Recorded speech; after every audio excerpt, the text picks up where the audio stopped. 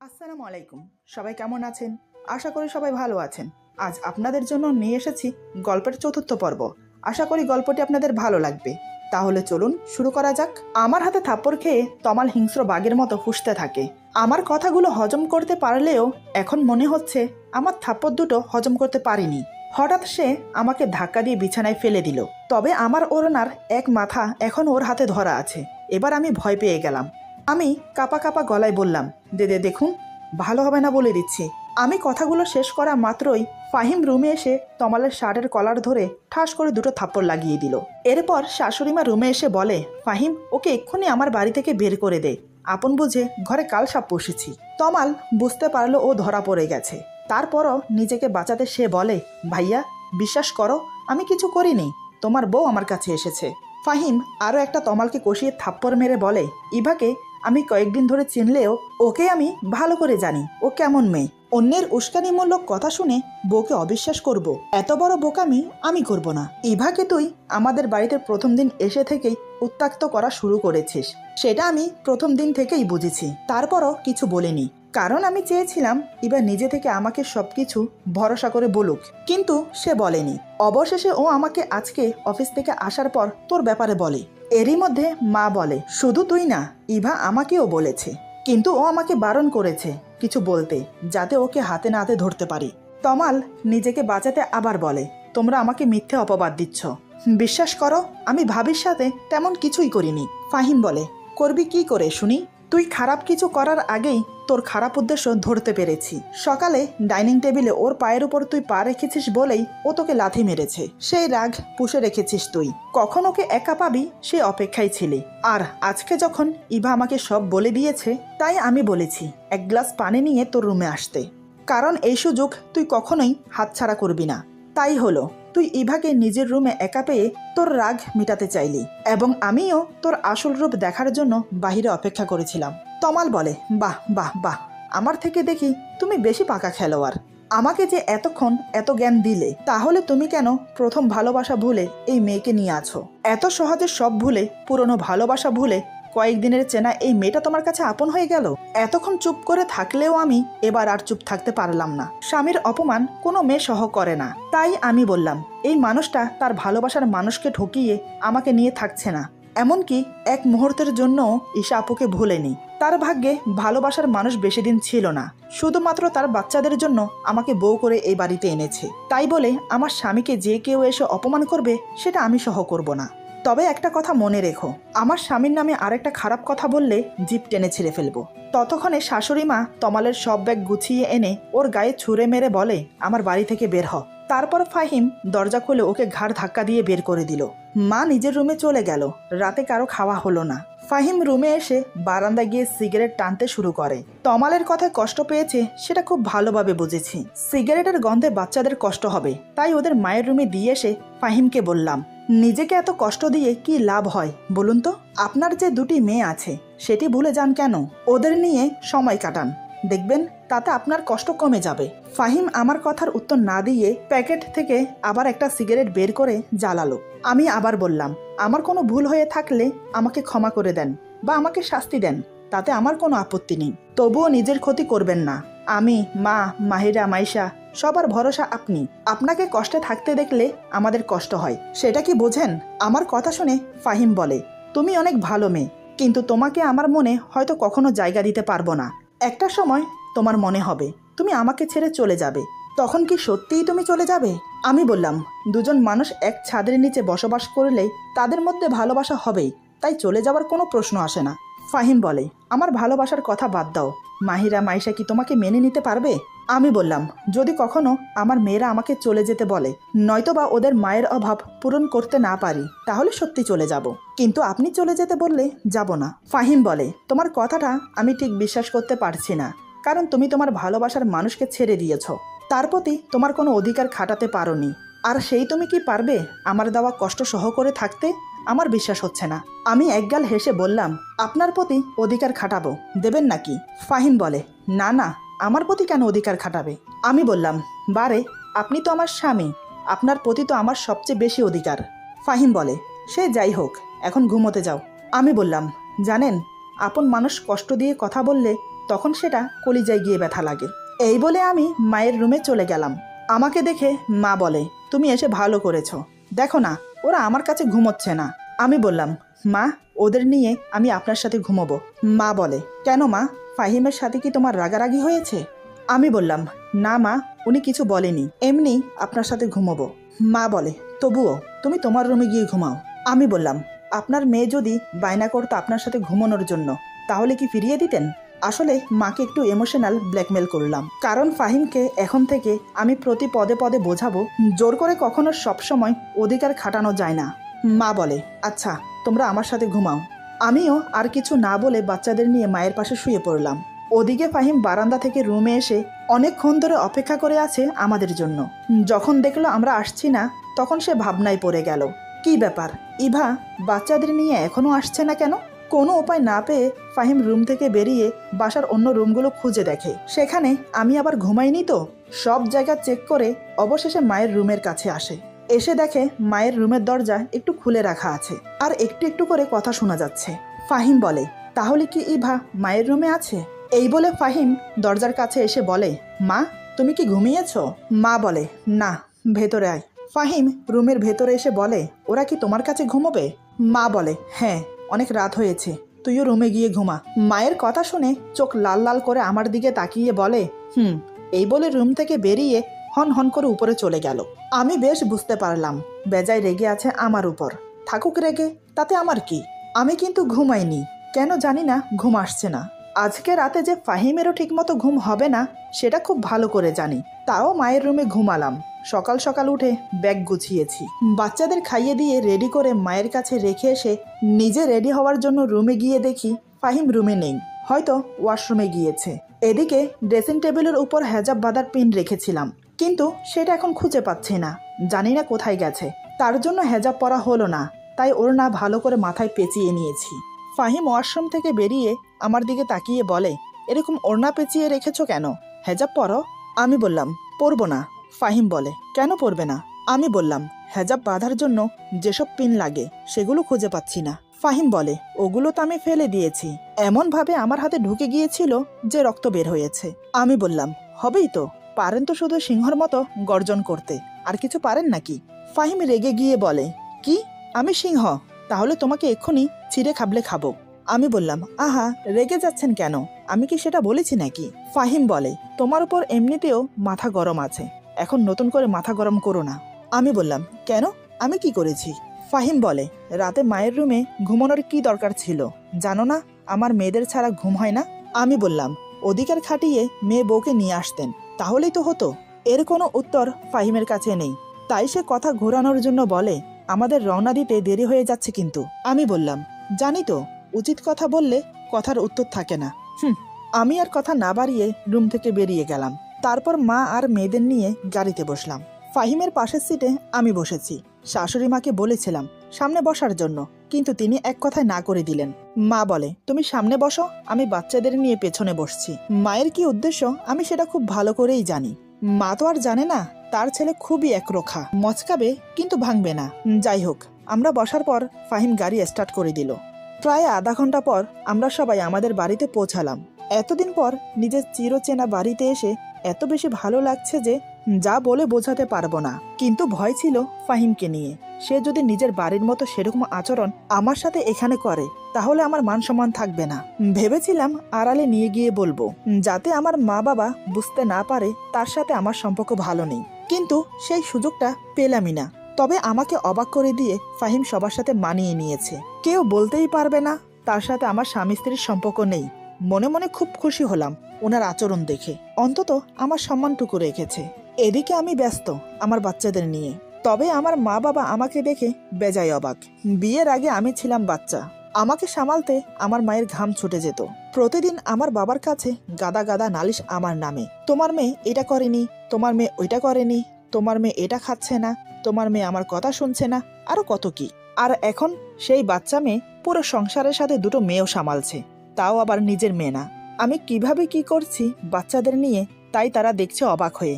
এই বিয়েতে প্রথমে মা বাবা আফসোস করলেও এখন তারা মনে মনে খুব খুশি। ফাহিমের মতো মেয়ের জামাই পেয়ে তারা যেন আকাশের চাঁদ হাতে পেয়েছে। বাড়িতে সারাক্ষণ গোমরা মুখে থাকলেও এখানে কিন্তু সেটা আর করছে না। সবার সাথে কিভাবে তালে তাল মিলিয়ে হাসি খুশিতে মেতে উঠেছে লোকটা। আমি তো চাই সবসময় উনি এভাবে হাসি খুশি থাকুক। যাই হোক, আমরা এসেছি শুনে ফুপি এসেছে, তাও খুব খুশির খবর নিয়ে। আমার ফুফাতো বোন তানিয়ার বিয়ে। ভালোই হলো, বাবার বাড়িতে ঘুরতে এসে ফুফাতো বোনের বিয়েটাও খাওয়া যাবে। এই বাড়িতে আসার পর থেকে সারাদিন সবার সাথে ছিলাম, তাই ফাহিমের সাথে আমার কোনো কথা হয়নি। সন্ধ্যার দিকে নিজের রুমে এসে দেখি ফাহিম শুয়ে শুয়ে ফোনে গেম খেলছে। আমাকে দেখা মাত্র বলে, তোমার ফুফাতো বোনের বিয়ে বলে কথা, তোমার শপিং করতে হবে না? আমি বললাম, হ্যাঁ শপিং তো করতেই হবে, কিন্তু আপনার টাকায় না। আমার কথাটা মনে হয় ওনার ইগোতে গিয়ে লাগলো। ফাহিম বলে, তোমার খুব বেশি জিদ তাই না? কথাটা বলার সাথে সাথে হঠাৎ আমাকে টেনে ধাক্কা দিয়ে বিছানার উপর ফেলে দিল। সত্যি বলতে এমন কিছু করবে আমি ভাবতে পারিনি, কিন্তু উনি আমাকে ধাক্কা মেরে ফেলে দমে যাননি, এক পা দু পা করে আমার দিকে এগোতে থাকে। এবার আমি ঘাবড়ে যাই, আসলে ওনার উদ্দেশ্য কি? আমি পেছোতে পেছোতে বললাম, আমার কাছে এগোবেন না, ভালো হবে না বলে দিচ্ছি। আপনি আমার স্বামী হলেও আপনার কোনো অধিকার নেই আমার প্রতি জোর খাটানোর, কারণ আপনি নিজেই আমাকে স্ত্রীর অধিকার দেননি। কথাগুলো বলতে বলতে কিছুটা পিছিয়ে গিয়েছিলাম, কিন্তু কোনো লাভ হলো না। ফাহিম আমার পা ধরে হ্যাঁচকা টান দিয়ে ওর সামনে নিয়ে আসে। আমি কিছু বুঝে ওঠার আগেই হঠাৎ এক হাতে আমার কোমর শক্ত করে চেপে ধরে, অন্য হাতের আঙ্গুলগুলো আমার চুলের খোপার মাঝে গলিয়ে শক্ত করে চেপে ধরে। আমার শরীরে বিদ্যুৎ চমকানোর মতো শিহরণ খেলে গেল। আমি এখন ওনার বাহু বন্ধনে বন্দী। ফাহিম চোখ বন্ধ করে আমার নাকের সাথে নাক ঘেঁষে চলেছে। ধীরে ধীরে হাতের বাঁধন আর শক্ত হতে লাগলো। আমিও আস্তে আস্তে ওনার বুকের সাথে মিশে যাচ্ছি। সে এক অন্যরকম অনুভূতি। ওই অবস্থা থেকেই ফাহিম বলে, তোমাকে কি আমি বারণ করেছি যে আমার প্রতি অধিকার খাটাতে পারবে না? ওনার কথা শুনে এক ঝটকায় নিজেকে ছাড়িয়ে নিলাম। তারপর রুমের দরজা বন্ধ করে দিয়ে ফাহিমের শার্টের কলার ধরে দেয়ালের সাথে মিশিয়ে বললাম, বাসর রাতে আপনি যে কথাগুলো বলেছেন আমি সেগুলো ভুলে যাইনি, তবুও এখন যখন বলছেন অধিকার খাটাতে, তাহলে হয়ে যাক। হঠাৎ আমার এমন পরিবর্তন দেখে ফাহিম কিছুটা থতমত খেয়ে যায়। ফাহিম আমতা আমতা করে বলে, মামা মানে কি? আমাকে ছাড়ো তো। আমি বললাম, কেন ছাড়বো? আপনিই তো বলেছেন অধিকার খাটাতে, তাই তো আমার অধিকার আমি বুঝে নিচ্ছি।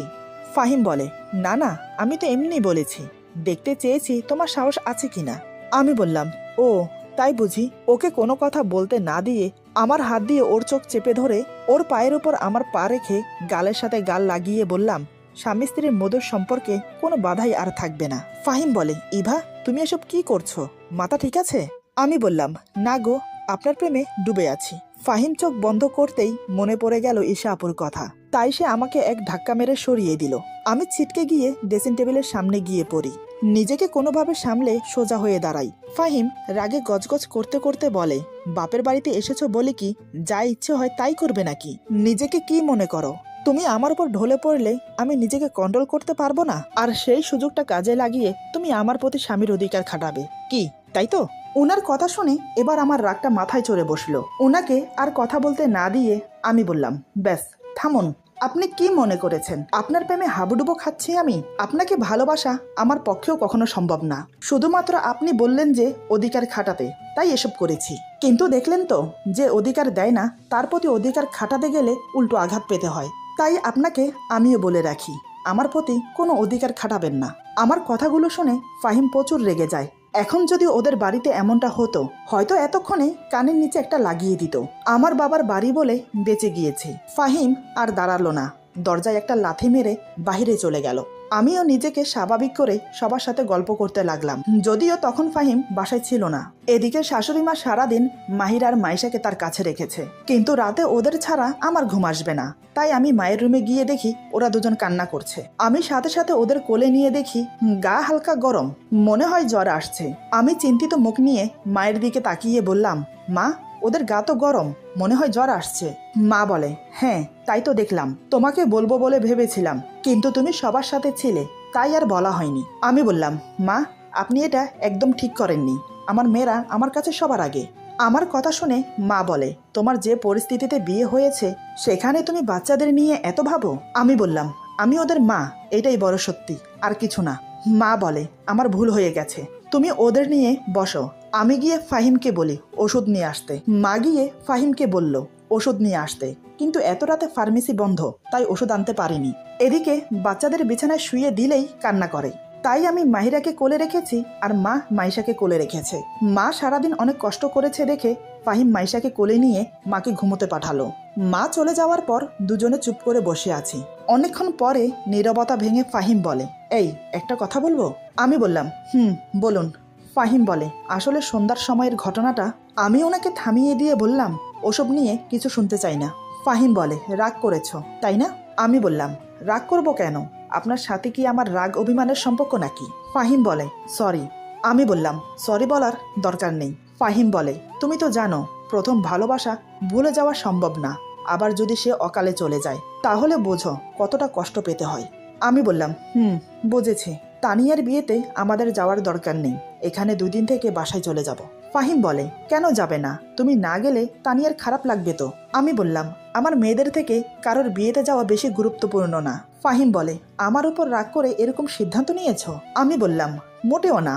আমার মেয়েদের ভালোর জন্য আমি সবকিছু করতে পারি, কেউ পাশে থাক বা না থাক আমার মেয়েরা আমার পাশে সব সময় থাকবে, এটা আমার বিশ্বাস। ফাহিম বলে, আচ্ছা ঠিক আছে, তুমি যা বলবে তাই হবে। ফাহিম আমার সাথে আর কোনো কথা বাড়ালো না, আমিও কোনো কথা বললাম না। মেয়ে দুটো অসুস্থ হওয়ার কারণে সারা রাত ঘুমোতে পারিনি। সকালে ওষুধ খাওয়ানোর পরে বাচ্চাদের জ্বর কমে যায়।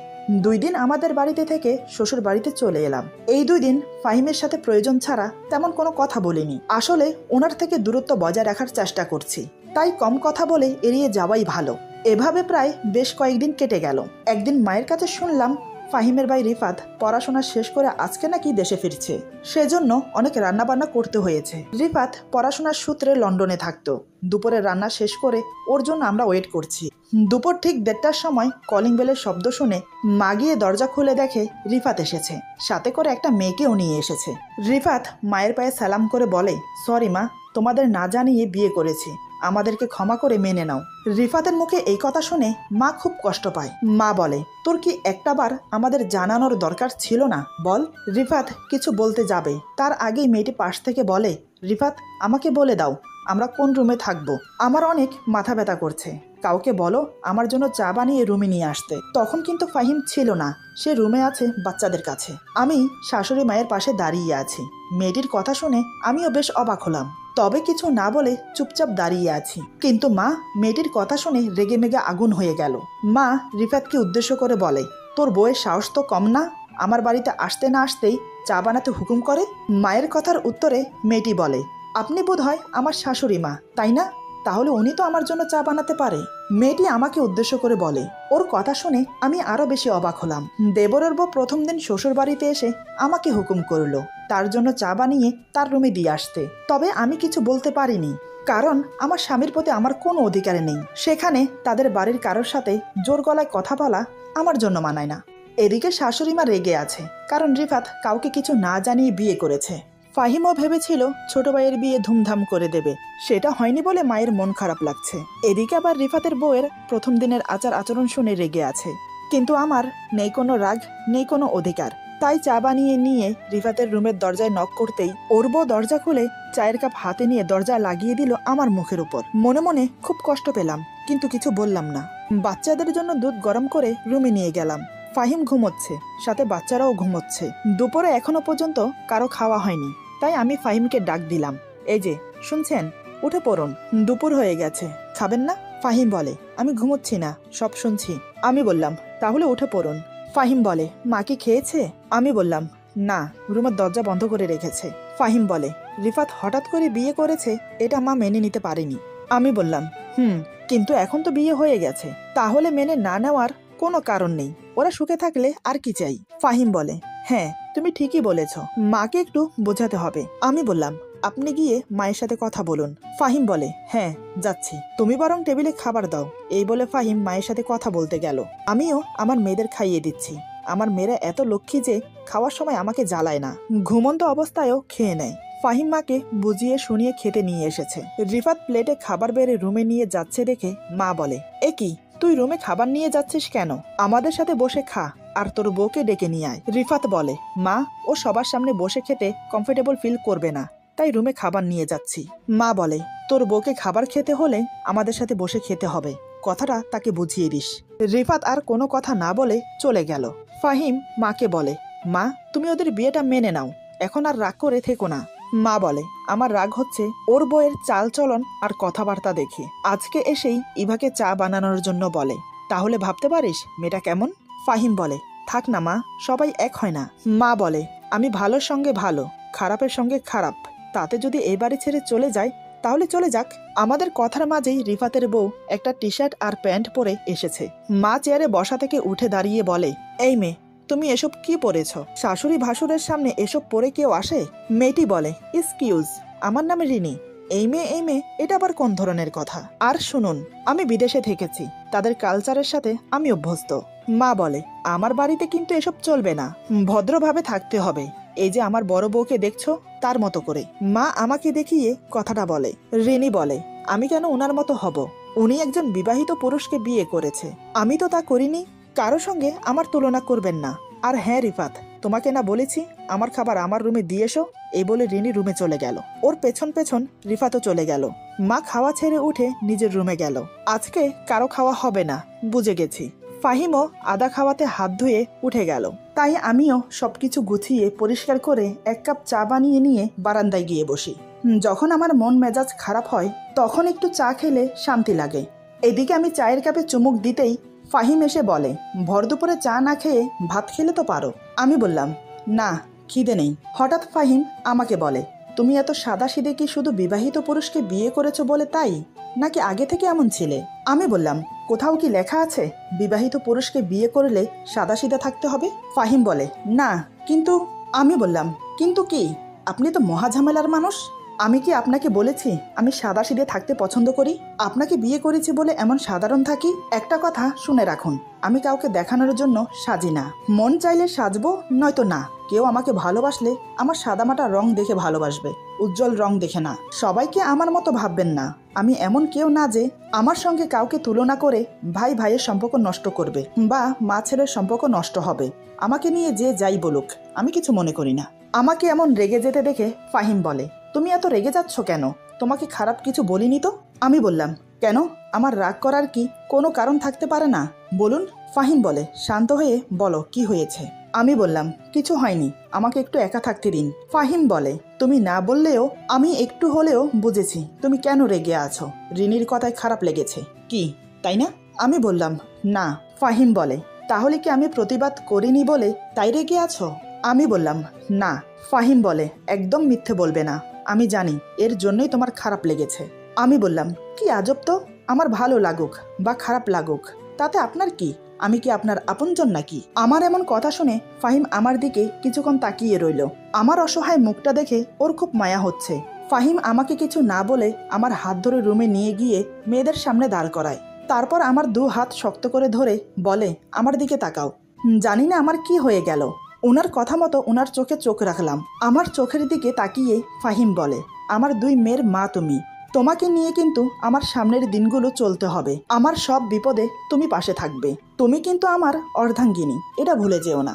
ফাহিমের কথাগুলো শুনে নিজের অজান্তেই ওনাকে জড়িয়ে ধরি। ফাহিম মুচকি হেসে মেয়েদেরকে উদ্দেশ্য করে বলে, মাহিরা, মাইশা, দেখেছ তোমাদের মা কতটা হিংসুটে? তোমাদেরকে বুকে আগলে ধরি বলে তোমাদের মাও ভাগ বসিয়েছে। ফাহিমের কথা শুনে খুব লজ্জা পেলাম। এটা আমি কি করছি?